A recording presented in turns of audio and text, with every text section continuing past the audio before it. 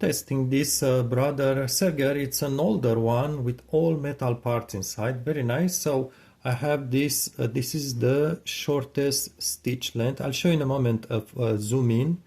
This is the shortest stitch length. Let's just go for it. And also the knife is on, so we should cut the front piece as it sews. So let's just go for it. So perhaps you notice the material is moving very, very slowly. That's because the stitch length is very short. So maybe you see right here, this is the cut. So this is a knife. Basically you have one blade, which is the bottom, which is fixed. And the other blade, this one that you see perhaps moving, goes up and down. And it just really, really cuts the material very nicely. Try to Let's perhaps give you a close-up when it's operating. Okay, take the camera, and so you can see how this very nice knife, past the camera, this is just the tip of the knife. Look how it cuts the material. It's very, very interesting. So of course I need to kind of keep it a bit. It's a very, very clean cut, well, this is not a thick material. So before I show you the stitches, let's just switch the stitch. I had stitch width was at 7 here, the widest, but because the stitch length is the smallest, basically you get a square. So obviously the left right width of the square is going to be also very small. That's my understanding. So again, this was at 7. I'll explain in a moment with the ratio between the dog's feet button here. So this is the stitch length. Let me just look past the camera. So it was like this. Let's just move it to the longest stitch length now, and give it a small spin. And perhaps, no, that's okay. I'll just go like this. Just adjust a bit the camera. Okay, so let's just look. So now the stitches should be much wider and longer for the remaining of this material. And also now that I finished the small piece of fabric, what I do is I just let the machine keep running like this. And this is how I detach the material, right? So you'll see it's unlike the regular zigzag or straight stitch machines. These machines can just switch, the presser foot is low, just do stitches without fabric. And that's interesting. It's in a moment. I just kind of want to kind of put a small tension on the material to let those stitches chain advance. Otherwise it may mangle. And but it's really just enough, so it kind of, I don't pull on it, is really just to let those that stitch chain come out.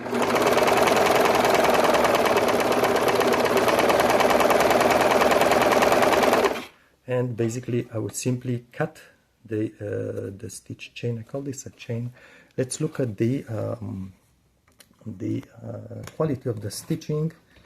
I'm sure if it's very visible here, because this was an end of the material. So this is how it looks here, but I think it's more interesting in this area here. So if you look, the stitches are tiny, and it's really strengthening the edge of the material, the fabric. As you see, look here. So there is, not sure about this edge, was it like this before or not, but it's really the stitching on the edge that's important here. It's very nice. We can look at the back of it as well. Very impressive. Of course you may want to match the thread colors. I have more. Let me just give you an idea. So this is a wider and more, the stitch length it's longer. This I think was the longest perhaps that I did set for it, but gives you an idea. Very interesting. And look at this. I think this was perhaps the top of the material. Now there is sometimes an issue. Do I have? Yes. Let's look at this thing here. So basically, I would just cut it here. The scissor, I would cut it, and the next piece of fabric I would need to stitch. I would just start it from the front and let the dog feet do the work, and the stitch will just advance. Now there may be an issue sometimes with, for instance, if I'll show you this, you see it's kind of, it makes a bend, it's kind of is not straight. Sometimes it will shrink. How that shrink? Like this. The material may shrink. This is not flexible material, it's regular fabric, but for this kind of situation, we have the dog feed ratio, because we have two dog feeds here. There is a rear one. I don't think you'll see very well. There is a rear dog feed and there is a front one. The rear, it has constant speed. You cannot change the speed.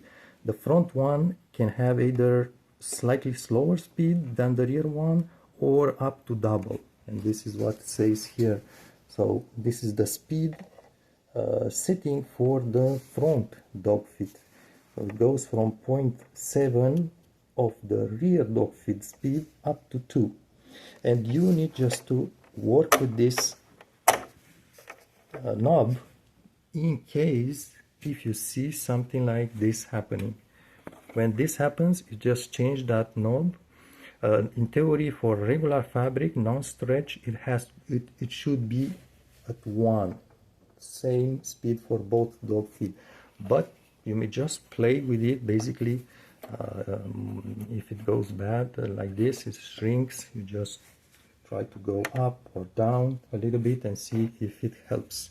In theory, this is supposed to go at a higher value for stretch materials, but you never know. So yes, this is a pretty interesting stitches. I did someone asked me for this machine was breaking threads, and I did open the panels and oil it inside, but I think the person also was making a few mistakes with these machines. I did show in another video that the tension here at the lowest numbers, you don't see the number here, but this is 0. If I put it to 2, position 2, there is basically no tension in the thread, not at all. For some reason, I don't know, all of them the same. So I had to put it on this machine. I did put it at 4. So it's always important to make sure there is tension in the thread. So when you open this cover, you switch to the right and flip it. Always try to pull a little bit on the thread, see if there is tension above. So if I would pull the thread, there must be a little bit of tension here in the tension plates or washers. Otherwise, what happens is that the thread can just kind of twist. It will make a small loop. That loop will go and maybe it hooks on one of these guides or inside there. So that's why you need to absolutely have tension in this tension disc. And also another issue I think for these machines is the way you put this, I think it's bobbin. You see the thread goes upwards. It's very different than sewing machine, straight or zigzag sewing machine where the thread goes to the side. When the thread goes upwards like this, well, if depends on this bobbin, sometimes they are threaded like this, going on top of the bobbin, the thread at the factory. And sometimes you will see the bobbin goes up like this because the thread comes from underneath and gets stuck somehow. So you need to pay attention also that the thread, it's really free to get off the bobbin easily on these machines. I think this is another area that must be one might pay attention to it.